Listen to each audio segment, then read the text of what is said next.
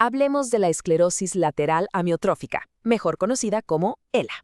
Es una enfermedad que, ataca justo el sistema que nos permite movernos, esa conexión increíblemente precisa entre lo que pensamos y lo que hacemos. Así que hoy vamos a meternos de lleno a desglosar la ciencia detrás de esta condición tan compleja. A ver, para de verdad entender qué es lo que pasa en la ELA, primero hay que resolver una pregunta clave. Todo, absolutamente todo lo que hacemos, desde levantar una simple taza de café hasta correr, depende de una cadena de mando súper precisa. ¿Qué les parece si seguimos esa cadena para ver cómo funciona?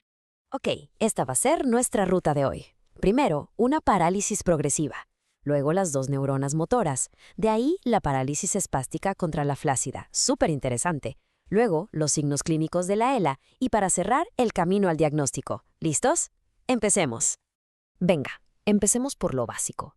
En el fondo, la ELA es una enfermedad neurodegenerativa. ¿Y qué quiere decir eso? Pues que ciertas células nerviosas muy específicas empiezan a desgastarse y, eventualmente, a morir. ¿Y las consecuencias de eso? Pues son devastadoras. Y aquí está la clave de todo. El problema inicial no está en el músculo, no. El problema está en el sistema de control. O sea, son las neuronas motoras, que son como los mensajeros que llevan las órdenes del cerebro a los músculos. Esas son las que se van perdiendo. Bueno, para meternos de verdad en el tema de la ELA, hay que conocer a los dos protagonistas de esta historia. Porque no es un solo tipo de neurona, ¿eh? Es un sistema de dos partes que tienen que funcionar en una sincronía perfecta. Piénsenlo así. Son como los cables que van del apagador, que es el cerebro, hasta el foco, que sería el músculo. Si esos cables se dañan o se cortan, pues la señal nomás no llega. Y el foco nunca prende. Y aquí es donde se pone interesante. Tenemos dos tipos. Primero, las neuronas motoras superiores. Digamos que son las gerentes, las que están en la oficina central, o sea, el cerebro.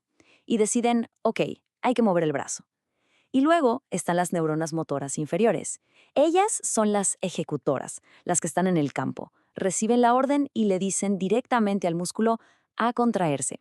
Así es como se ve todo en acción. La orden sale del córtex motor, baja por toda la médula espinal. Y ahí es donde la neurona superior le pasa la estafeta a la neurona inferior. Y es justo esta segunda neurona la que le grita al músculo la orden final: ¡muévete!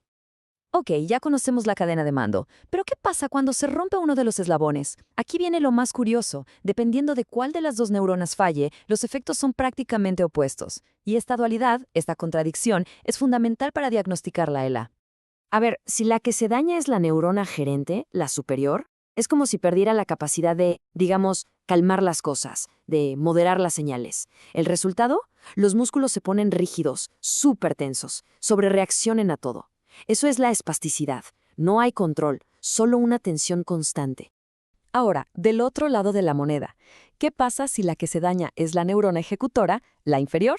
Pues muy simple, el último mensaje nunca llega al músculo. Y sin esa orden final, el músculo se queda, pues débil, flácido, y con el tiempo, como no se usa, hasta se empieza a encoger. Eso es la parálisis flácida. Esta tabla lo resume perfecto. Miren la diferencia. Los médicos justo buscan esta combinación de opuestos, reflejos exagerados por un lado y disminuidos por el otro, un músculo todo tieso o uno súper débil. Cada uno de estos signos es una pista que apunta directamente a qué parte del sistema es la que está fallando. Ok, ya vimos la parte de la biología, la parte celular. Ahora, ¿cómo se ve todo esto en la vida real? ¿Cómo se traduce en síntomas que una persona siente y que un neurólogo puede ver en una consulta? La cosa es que la enfermedad no siempre empieza igual. En la gran mayoría de los casos, como un 80%, todo arranca con debilidad en un brazo o en una pierna. Pero en un 20%, o sea, uno de cada 5 casos, los primeros problemas son para hablar o para tragar. A esto se le llama inicio vulvar. Pero al final del día, todos estos síntomas, sean cuales sean, son resultado de lo mismo, la muerte de las neuronas motoras. Y aquí tenemos uno de los signos clínicos más reveladores. Es muy específico. Miren, en un adulto sano, si le pasas algo por la planta del pie, los dedos se hacen garrita hacia abajo.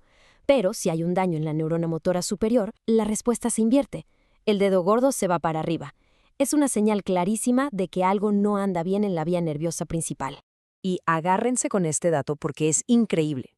Este reflejo es totalmente normal en los bebés. ¿Por qué? Porque su sistema nervioso central todavía no está maduro. Así que, cuando este reflejo primitivo vuelve a aparecer en un adulto, es una señal inequívoca de que ese control fino que ejerce el cerebro se ha perdido. Entonces, la gran pregunta es, ¿cómo se arma todo este rompecabezas para llegar a un diagnóstico? Porque no es tan fácil, ¿eh? No hay una prueba de sangre o una resonancia que diga, sí, es ELA. Es más bien un proceso de detective, de deducción clínica.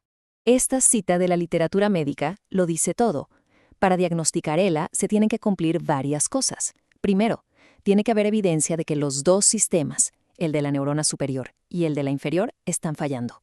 Segundo, hay que descartar cualquier otra cosa que pudiera causar esos síntomas.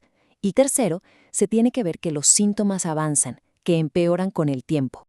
Para esto, los neurólogos usan una especie de checklist, un proceso muy estructurado que se conoce como los criterios del Escorial. Básicamente es ir paso a paso. Paso 1. Buscar los signos de la neurona inferior como la debilidad. Paso 2. Buscar los de la superior como la rigidez. Paso 3. Confirmar que la cosa va progresando. Y el paso 4, y muy importante, descartar todo lo demás.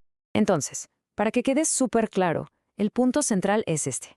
Lo que hace única a la ELA es que ataca a toda la cadena de mando, de arriba a abajo.